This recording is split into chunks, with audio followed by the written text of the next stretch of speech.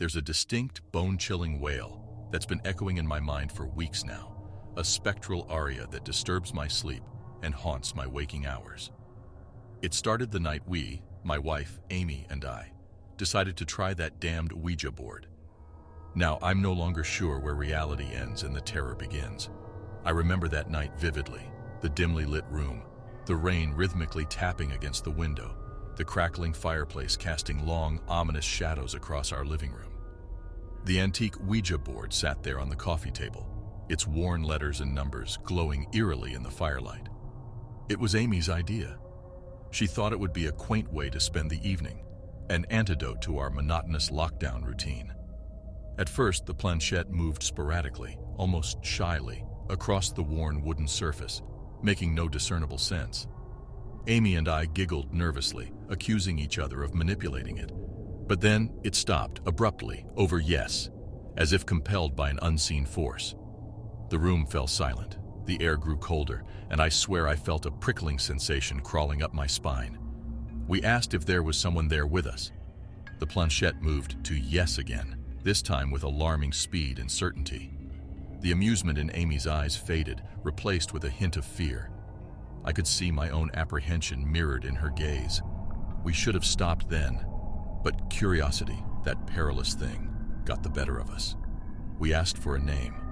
What followed was a series of disjointed letters that made no sense.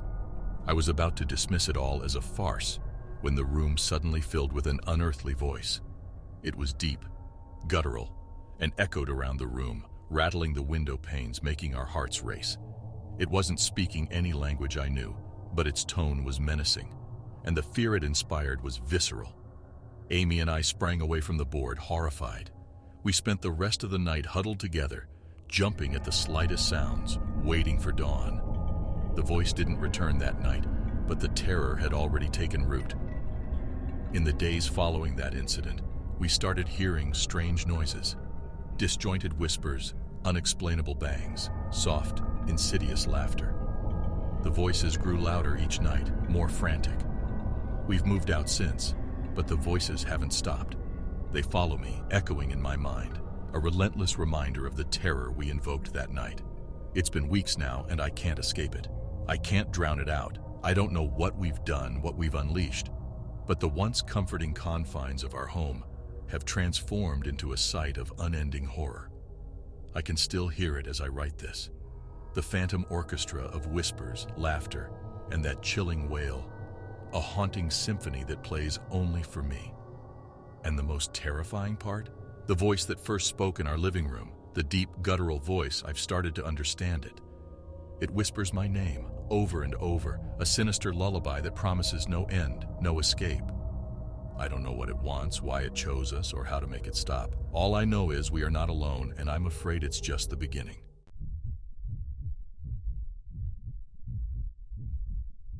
As I looked down at my trembling hands, I wondered how an innocent piece of wood could bring such terror into my life. Just a week ago, I found myself in the dusty attic of an old antique shop, rummaging through piles of neglected bric-a-brac where the ominous Ouija board first caught my eye.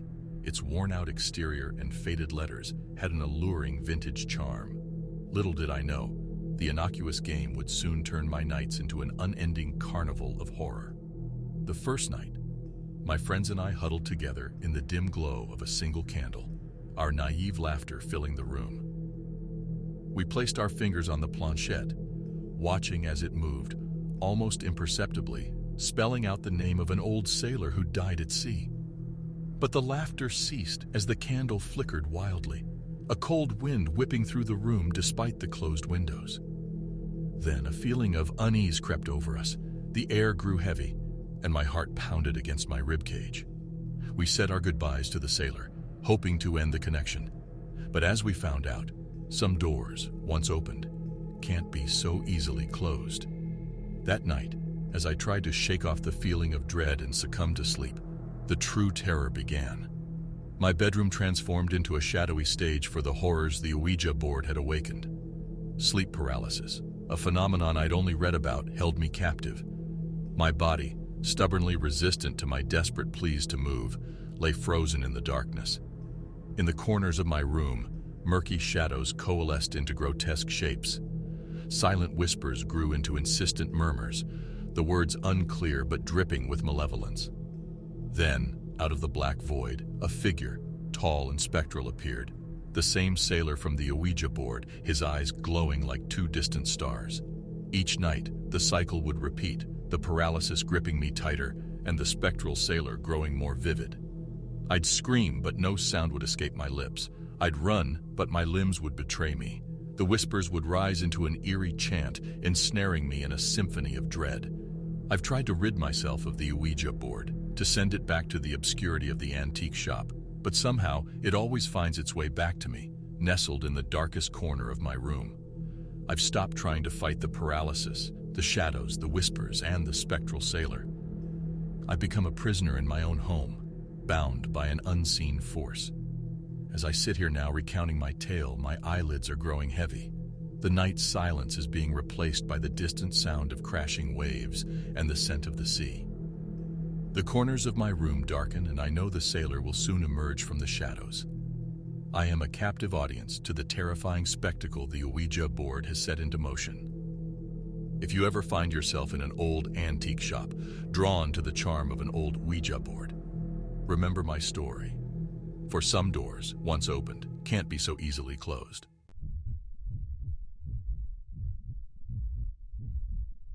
As I opened the aged front door of our newly acquired Victorian house in the heart of the English countryside, a cold chill swept over me.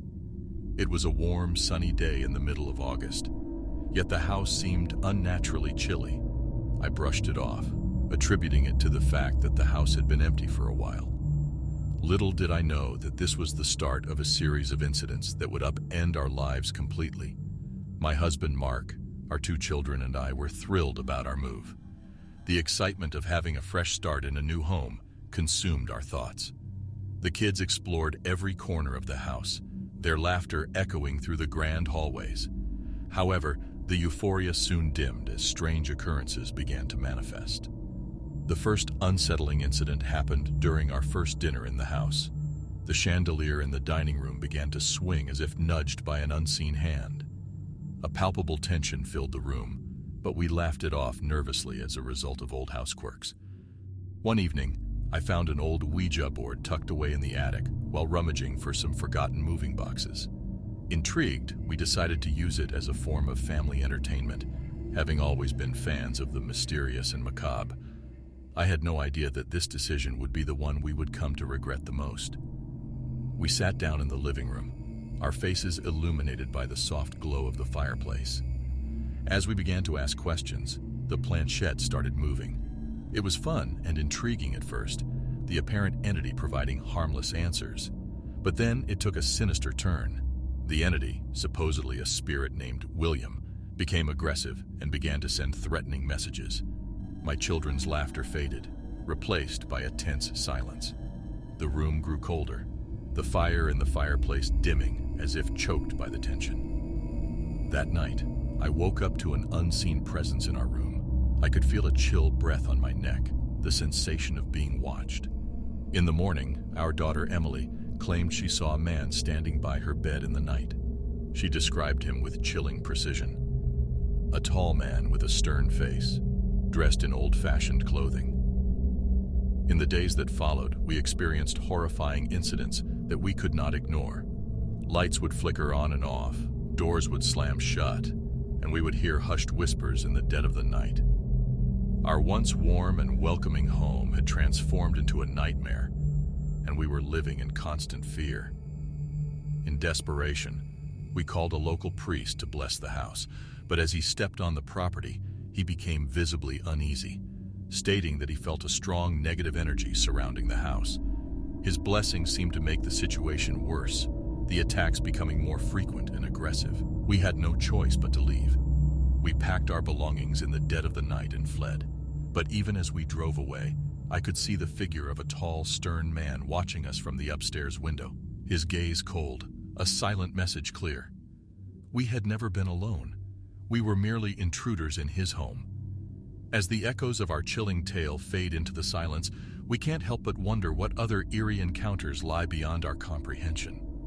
This tale of horror has reached its conclusion, but the darkness remains, shrouded in mystery. For those of you brave enough to join us on this journey, we thank you and ask that you fortify us in our explorations by liking this video and subscribing to our channel. Your support helps us venture deeper into the shadows, illuminating the unseen, the unheard, the unspoken. However, our journey into the terrifying unknown is far from over. We ask that you share your experiences, your encounters with the unexplained, in the comments below. Your stories will serve as our guiding light as we navigate the murky waters of the supernatural. Is there a bump in the night you can't explain? A shadow at the corner of your eye that disappears when you turn? A chill that rushes up your spine in an otherwise warm room? Share it with us. Become part of this community of truth seekers, of brave souls daring to unravel the mysteries of our world. And for those of you hungry for more, the darkness awaits.